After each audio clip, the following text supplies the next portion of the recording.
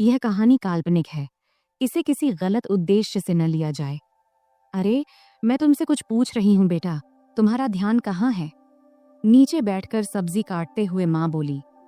तब मेरा ध्यान कहीं और था। फिर झट से ध्यान भटकाते हुए बोला, क्या कह रही थी माँ? तब दोबारा से माँ ने कहा, मैं ये कह रही थी कि आजकल तुम्हारा काम बहुत बढ़ गया है, ऐसा लगता है।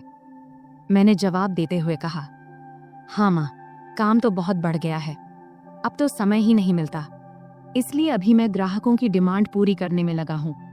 बस थोड़े दिन आप इंतजार कर लो, सब खत्म होते ही जल्द ही मैं आपको फ्री मिलूंगा। नमस्ते दोस्तों, आज की इस कहानी में आपका स्वागत है। मेरा नाम अभय है और आज मैं आपको अपनी और अपने माँ की कहानी सुनाने वाला हूँ। मेरे माता पिता का तलाक उनकी शादी के 5वें साल में ही हो गया था। उस समय मेरी उम्र सिर्फ 4 साल थी और मेरी माँ 24 साल की थी। तब मेरे नाना ने मेरी माँ से उनकी दूसरी शादी के लिए कहा, लेकिन तब माँ ने साफ साफ शादी से मना कर दिया था। तब कोर्ट के फैसले के अनुसार पापा हर महीने 40,000 रुपए और रहने के लिए एक घर दिए थे, जिससे हमारी सारी जरूरतें पूरी हो जाती थीं। तब हम एक सोसाइटी में एक बेडरूम और एक किचन के फ्लैट में रहते थे। तब घर में सिर्फ मैं और माँ ही थे, इसलिए हम दोनों एक दूसरे से ही बातें किया करते थे। मेरी माँ का स्वभाव थोड़ा सख्त था, लेकिन हम दोनों एक दूसरे का ख्याल अच्छे से रखते थे। अब मेरी उम्र 28 साल है और मेरी माँ 48 साल की है। मैंने ग्रेजुएशन के बाद फैशन डिजाइनिंग का कोर्स किया था और एक बड़े डिजाइनर के साथ काम करना शुरू किया। वहां से बहुत कुछ सीखने के बाद मैंने अपना खुद का सिलाई की दुकान खोला, जो धीरे धीरे अच्छा चलने लगा। अब मेरे पास बस टेलर काम करते हैं। एक दिन सुबह माँ सब्जी काट रही थी, तब उन्होंने मुझसे पूछा, अभय, तुम किस तरह के कपड़े बनाते हो? मैंने कहा, लेडीज के सभी तरह के कपड़े। क्यों माँ, क्यों पूछ रही हो? उन्होंने कहा, ऐसे ही रे। फिर माँ ने पूछा, साड़ियाँ, ब्लाउज, साया, घाघरा चोली, ये सब भी बनाते हो क्या?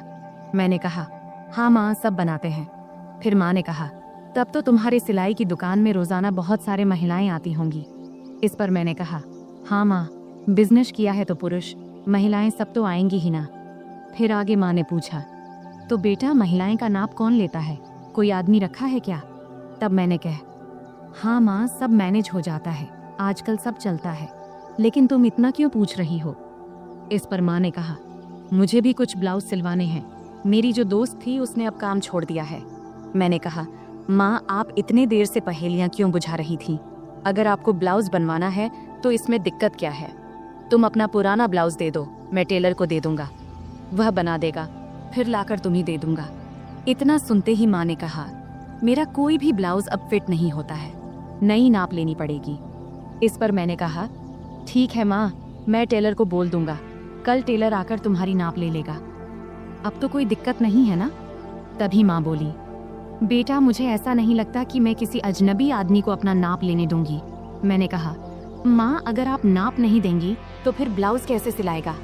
फिर थोड़ी देर सोचने के बाद माँ ने कहा, तू ही क्यों नहीं मेरा नाप ले लेता? यह सुनकर मैं हैरान होकर बोला, मैं? ये कैसे हो सकता है? माँ ने जवाब दिया, इसमें क्या है, मुझे तुझसे नाप लेने में कोई दिक्कत नहीं होगी। अब मैं थोड़ा असमंजस में पड़ी एज गया था, क्योंकि दूर से देखने और किसी को छूने में बहुत फर्क होता है। लेकिन तब यह हाथ आया, मौका छोड़ना भी मुझे सही नहीं लगा। उस दिन सोमवार का दिन था और उस दिन विश्वकर्मा पूजा था, तो सिलाई की दुकान बंद था। तब मैंने सोचा कि आज ही ये काम कर लेना चाहिए। फिर सुबह नाश्ता करके मैं सिलाई की दुकान से कुछ एल्बम और माप लेने का सामान लेकर आ गया। तब मैंने ऐसे एल्बम चुना था जिनमें डिजाइन वाले ब्लाउज दिखाए गए थे। इनमें से कुछ बहुत ही छोटे और बैकलेस थे। फिर मन ही मन मैंने तय किया कि आज ये काम अच्छे से पूरा करना है। 12 बजे जब मैं घर पहुंचा तब माँ रसोई में थी। उन्होंने मुझसे कहा, बेटा, आ गया तू? सामान ले आया? तब मैंने कहा, हाँ, सब ले आया हूँ, अब तुम जल्दी से अपना काम खत्म कर लो। फिर थोड़ी देर बाद माँ मेरे पास आकर बैठ गई और एल्बम देखने लगी। तब वह हल्की पीली साड़ी पहनी थी और उनकी साड़ी का कपड़ा इतना पतला था कि शरीर की रूपरेखा दिख रही थी। तब मैं माँ को देखते देखते खो गया। तभी उन्होंने तेज आवाज में कहा, अभय, सुन रहा है तू? तब मैं चौंक कर बोला, हाँ, क्या हुआ माँ? तब माँ ने एल्बम दिखाते हुए कहा, इतने छोटे ब्लाउज कैसे पहन सकती हूँ मैं? मुझे ये डिजाइन पसंद नहीं है। तब मैंने समझाया, अरे ये सब तो बस डिजाइन दिखाने के लिए है, तू वैसे ही सिलवा लेना जैसा तुझे पसंद हो। फिर थोड़ी बहस के बाद माँ मान गई और बोली, ठीक है चल अंदर माप ले ले। तब हम बेडरूम में गए। फिर मैंने माप लेने के लिए टेप निकाला। तब माँ खड़ी हो गई और बोली, सही से माप लेना ताकि बाद में दिक्कत कोई ना हो। तब मैं अपनी माँ का नाप लेने के लिए तैयार था। अपने मन पर और खुद पर पत्थर रखकर मैंने यह काम शुरू किया। तब मैं पूरी कोशिश कर रहा था कि यह काम एक प्रोफेशनल टेलर की तरह करूं, लेकिन इस दौरान मेरे दिल की धड़कन तेज हो गई। तभी माँ ने और करीब आकर मुझसे कहा, चल जल्दी कर, मुझे और काम भी करना है। फिर मैंने माप लेना शुरू किया और पहले मैंने माँ के बाजू, कंधे और कमर का नाप लिया। फिर थोड़ा रुककर मैंने माँ से पूछा, माँ ब्लाउज के नीचे की पट्टी इतनी छोटी क्यों होती है? इससे परेशानी नहीं होती क्या? मैंने सुना है कि कई महिलाओं को वहाँ के कपड़े काटने से दिक्कत होती है, क्या तुम्हें कभी ऐसा हुआ है? इस पर माँ ने सिर झुका लिया और कहा, मुझे तो अभी तक कोई दिक्कत नहीं हुई। फिर मैंने कहा, मुझे लगता है कि तुम्हें थोड़े बड़े डिजाइन के ब्लाउज सिलवा लेने चाहिए। इस पर माँ ने हामी भरी और मैं फिर नाप लेने लगा। मैंने गले का नाप लेना शुरू किया। टेप को माँ की गर्दन के चारों ओर रखा। तब मैंने यह ध्यान रखा कि मेरी उंगलियां उनकी त्वचा को न छुएं और उनसे 1 इंच की दूरी पर रहें। फिर आगे मैंने पूछा, गला इतना रखना है या थोड़ा कम ज्यादा करूं? क्योंकि मेरी माँ का गला थोड़ा बड़ा था और वहाँ थोड़ी सी गहराई दिखाई दे रही थी, इसीलिए मैंने थोड़ा झिझकते हुए कहा, माँ तुम्हें क्या ठीक लगेगा? माँ ने मुस्कुराते हुए कहा, बेटा तुम तो अब इस काम में माहिर हो गए हो। मैंने जवाब दिया, माँ तुम जैसा कहोगी मैं वही करूँगा। फिर माँ ने फिर कहा, टेप को इतना दूर क्यों रखा है? इसे सही जगह पर रखो, तभी नाप सही आएगा। ये कहते हुए माँ ने टेप को अपने हाथ से सही जगह पर लगा दिया। इस दौरान मेरे हाथ पहली बार माँ की गर्दन को छू गए। तब मुझे ऐसा लगा जैसे मुझे जोर का झटका लगा हो, लेकिन मैंने खुद पर काबू रखा और उस पल का पूरा आनंद लिया। तभी माँ ने कहा, ये पुराने ब्लाउज अब टाइट हो गए हैं, अब मैं थोड़ा ऊंचे और गहरे गले के ब्लाउज सिलवाने की सोच रही हूँ। तुम्हें क्या लगता है? अब है, तुम तो इतनी महिलाओं के कपड़े सिलते हो, बताओ मेरे शरीर के हिसाब से क्या और कैसे अच्छा लगेगा। तब मैंने सोचा कि अगर मैंने अब आगे कदम नहीं बढ़ाया तो मैं अपने आप तक ही सीमित रह जाऊंगा। इसलिए मैंने अलग अलग तरकीबें आजमाने का फैसला किया। मैंने माँ को बड़ी सहजता से अपने सिलाई की दुकान में बनने वाले अलग अलग डिज़ाइन के ब्लाउज के बारे में बताने और समझाने का सोचा। मैंने कहा, मुझे लगता है कि गला जितना गहरा है उतना ही काफ़ी है, लेकिन अगर गले को गहरा रखकर बाकी हिस्से को थोड़ा बड़ा बना दिया जाए तो कैसा रहेगा? फिर मैंने टेप को उनके गले से निकालते हुए कहा, और गले को थोड़ा और गहरा बनाने में क्या दिक्कत है? फिर माँ बोली, बाकी हिस्से को बड़ा कैसे करेंगे ये बताओ। अब माँ भी थोड़ा सहज होने लगी थी और यही मैं चाहता था। मैंने कहा, 1 मिनट रुकिए, मैं आपको समझाता हूँ, लेकिन उससे पहले आखिरी माप ले लेनी दीजिए। फिर मैंने कहा, आप दोनों हाथ को थोड़े ऊपर उठाओ। अब मैं उसके पीछे जाने वाला था। उसने हाथ उठाए ही थी कि मैं उसके करीब आकर उसकी पीठ के पीछे से अपने हाथ ले गया। फिर मैंने उसके कंधों पर हाथ रखा और उसे धीरे धीरे उसकी कमर के बीच तक लाकर नाप लिया और बोला, माँ यह 34 इंच आ रहा है। चलो एक काम करते हैं, 33.5 या 34.5 ही ले लेते हैं। वैसे भी सिलाई करते वक्त अलग अलग डिज़ाइन के लिए थोड़ा बहुत अंतर रखना पड़ता है। फिर मैंने माँ से पूछा, माँ क्या आपको बुरा लग रहा है माप लेने से? माँ ने जवाब दिया, नहीं बेटा, ज़्यादा नहीं। फिर मैं थोड़ा झिझकते हुए उसकी साड़ी के 34 इंच का माप लेते हुए बोला, माँ अब बता, तेरा माप तो लगभग सब सही है। उसने कहा, थोड़ा टाइट लग रहा है बेटा। फिर मैंने टेप को गले में डालकर कहा, अब यहाँ आईने के सामने आ जाओ। फिर मैंने उसके दोनों कंधे पकड़कर उसे आईने के सामने खड़ा कर दिया। तब उसके चेहरे पर एक सवालिया भाव था। फिर मैंने कहा, माँ सब बताता हूँ, थोड़ा सा रुक जा, पहले पानी पीकर आता हूँ, तुझे चाहिए क्या? तब उसने सिर हिलाकर मना कर दिया। फिर मैं रसोई में गया, पानी पिया और खुद को थोड़ा ठीक किया। फिर कुछ आगे का सोचने लगा कि अब यह सब करते हुए मैं अगले कौन सा कदम बढ़ाऊं। तब 2-3 विकल्प मेरे मन में आए। फिर मैं वापस बेडरूम में आ गया। तब माँ ने अपना पल्लू फिर से कंधे पर ठीक से ले लिया था, लेकिन 6 फुट के बड़े शीशे के सामने वह बेहद ही सुंदर लग रही थी, जिसे मैं शीशे में ही निहारने लगा। तभी माँ बोली, कहाँ ध्यान है बेटा, इधर देखो, अब मैं तुझे इसी ब्लाउज में बदलाव करके दिखाती हूँ। जैसा कि तूने मुझसे कहा कि हम गले को 1 इंच गहरा कर लेते हैं। फिर उसने कहा, तू ऊपर वाला हुक खोल और ऊपरी किनारों को अंदर मोड़ कर देख। तब उसे ठीक से समझ नहीं आया तो उसने प्रश्न भरी नजरों से मेरी ओर देखी और बोली, मुझे समझ नहीं आ रहा, तू ही कर ले, मैं यह तुझ पर छोड़ती हूँ। तब तीर सीधे निशाने पर लगा था और मुझे भी यही चाहिए था। फिर मैंने आराम से उसके हुक खोले और किनारों को उलटी दिशा में अंदर की तरफ मोड़ने लगा। मैं ऐसा कर रहा था और वह खुद को शीशे में देख रही थी। फिर मैं जल्दी जल्दी अपने काम निपटाने लगा। उस दिन मुझे भी एक अजीब सा सुकून मिल रहा था। जब मेरा काम हो गया तो मैं उसके और ड्रेसिंग टेबल के बीच से हटकर एक तरफ हो गया और उससे कहा, देखो, अब यह वैसे ही है जैसा तुम चाहती थी, 1 इंच गहरा। क्या लगता है, अब बताओ। फिर माँ ब्लाउज की तरफ देखने लगी और मुझसे बोली, अभय, तुझसे सच कहूँ तो ऐसे गले में मुझे बहुत आराम महसूस होता है। ऐसे ब्लाउज पहनने पर ऐसा नहीं लगता जैसे हंस को पानी में तराने से। फिर मैंने कहा, माँ नाराज मत होना, लेकिन एक बात कहूँ। अब मैं अगला कदम उठाकर उसे और सहज करने की कोशिश करना चाहता था। तब माँ मुस्कुराते हुए बोली, नहीं रे अभय, मैं तुझसे कैसे नाराज हो सकती हूँ, बोलना जो बोलना है। तब मैंने सावधानी से कहा, इतने गहरे गले वाले ब्लाउज से सब कुछ बहुत ज्यादा नजर आता है और यह थोड़ा अजीब भी लगता है। यह सुनते ही माँ ने अपने ब्लाउज की 3 इंच अंदर की तरफ मोड़ी और हंसते हुए बोली, मुझे कौन देखने वाला है अभय, घर पर तो हम दोनों ही रहते हैं और बाहर मुझे बहुत कम ही जाना पड़ता है। वैसे भी तुम्हारे सामने मुझे कोई दिक्कत नहीं होती। मैंने कहा, माँ, मुझे यह जरूरी लगा कि आपको बता दूं, फिर आप जैसा बोलोगी वैसा ही होगा। इस पर माँ मुस्कुराई और बोली, ठीक है बाबा, अब तुम करो। फिर मैंने कहा, मैं तुम्हें वैसे ही ब्लाउज दिखाता हूँ जैसा मैं बता रहा था। उसके बाद मैं उसके एकदम सामने गया। जैसे ही मैं उसके पास गया, वह थोड़ा आगे बढ़ी। फिर मैंने ब्लाउज का हुक वापस लगाने के लिए ब्लाउज को ठीक करना शुरू किया। फिर फोटो लेने के बाद मैंने उसे वापस सही से पहना दिया। फिर मैंने उसके दोनों कंधों के पास से ब्लाउज के किनारे पकड़ा और हल्का सा खींचा ताकि उसके कंधे साफ नजर आएं। ब्लाउज अब ढीला हो गया था और उसके कंधे लगभग उघड़ गए थे।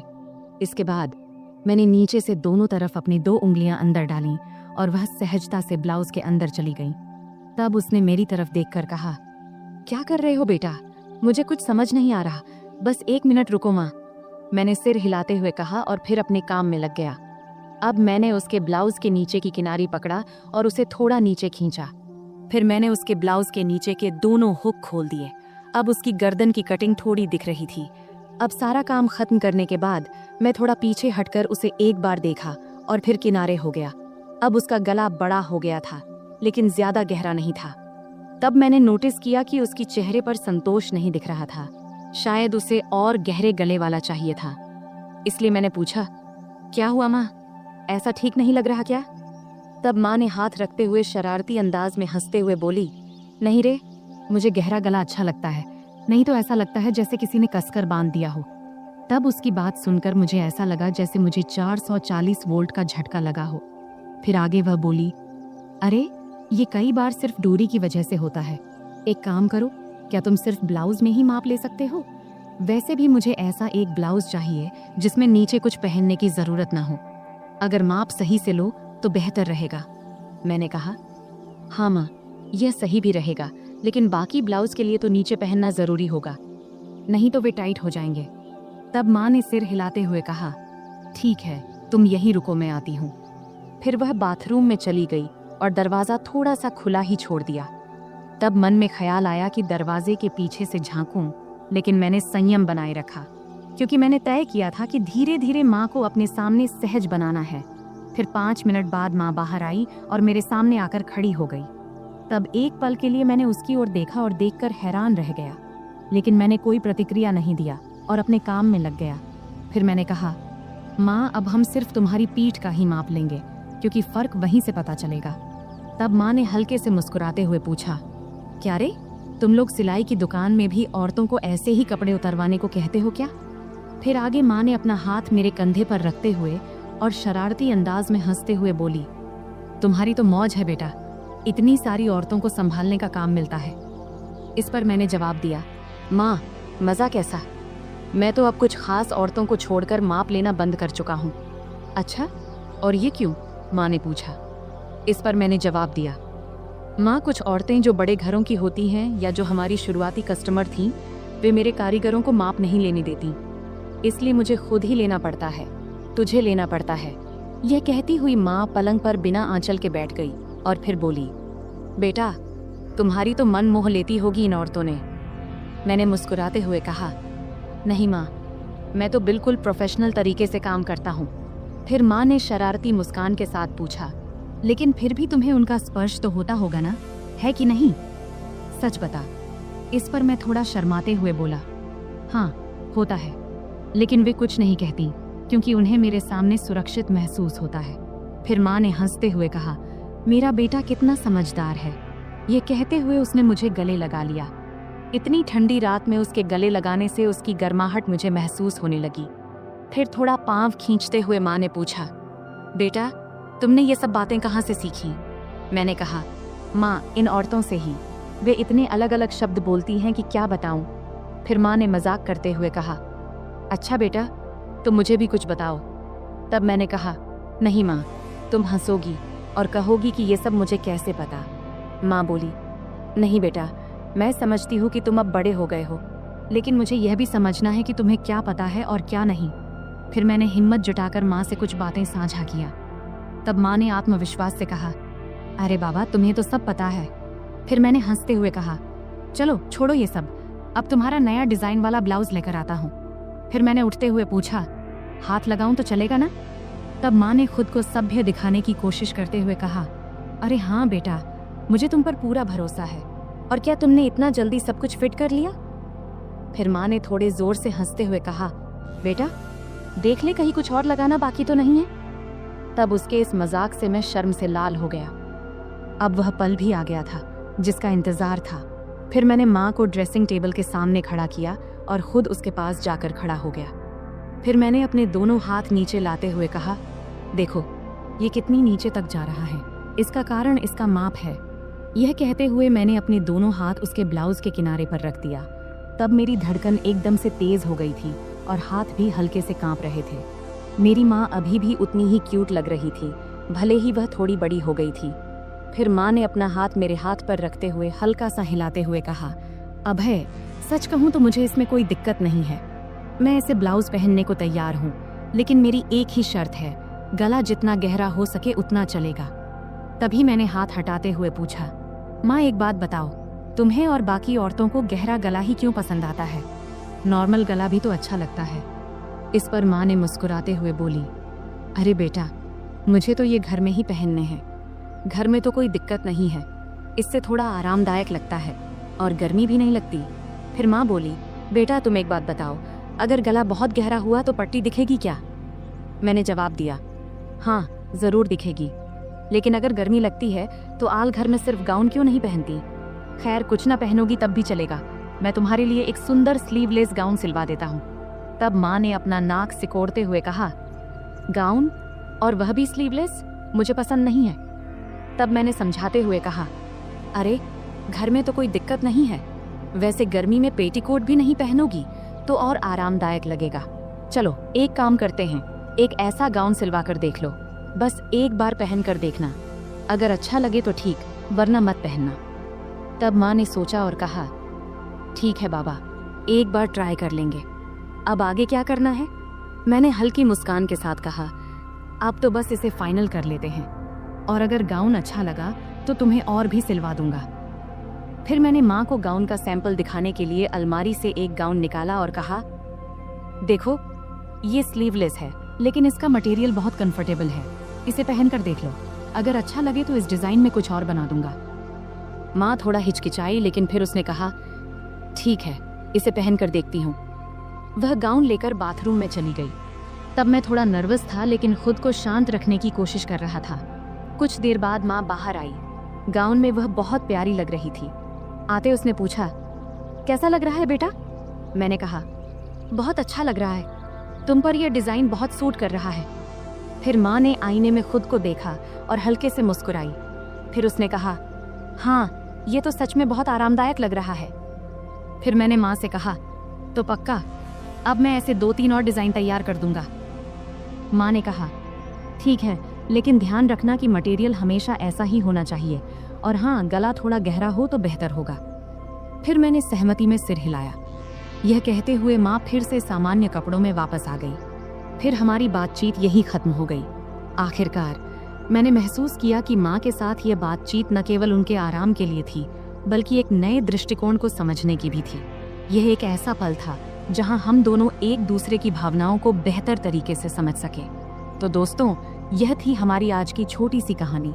आपको यह कहानी कैसी लगी कमेंट करके ज़रूर बताएं, और अगर आपको यह कहानी पसंद आई हो तो इसे लाइक करें और अपने दोस्तों के साथ शेयर करें। आगे भी ऐसी ही रोमांचक कहानियों के लिए हमारे चैनल को सब्सक्राइब करें और बेल आइकन दबाना न भूलें, ताकि आप हमारी कोई भी कहानी मिस न करें। धन्यवाद।